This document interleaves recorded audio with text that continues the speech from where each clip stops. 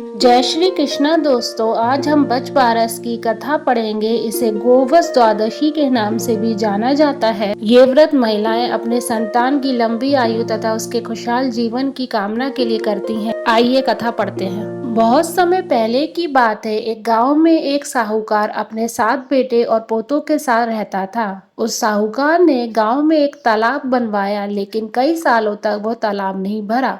तालाब नहीं भरने के कारण पूछने के लिए उसने एक पंडित को बुलाया। पंडित ने कहा कि इसमें पानी तभी भरेगा जब तुम या तो अपने बड़े बेटे या अपने पोते की बलि दोगे। तब साहूकार ने अपने बड़ी बहू को तो पियर भेज दिया और पीछे से अपने बड़े पोते की बलि दे दी।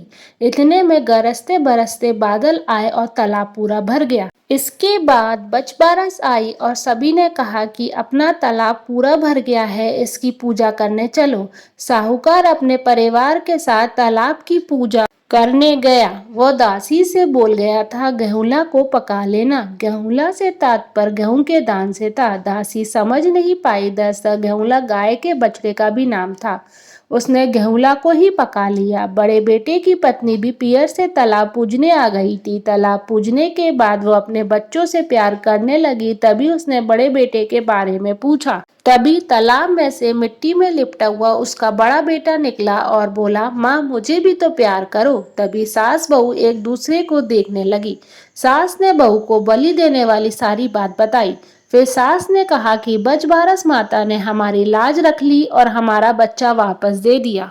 तालाब की पूजा करने के बाद जब वो वापस घर लौटे तो उन्होंने देखा बछड़ा नहीं है। साहूकार ने दासी से पूछा, बछड़ा कहाँ है? तो दासी ने कहा कि आपने ही तो उसे पकाने को कहा था। साहूकार बोला, एक पाप तो अभी उतरा ही है, तुमने दूसरा पाप भी कर दिया। साहूकार ने पका हुआ बछड़ा मिट्टी में दबा दिया।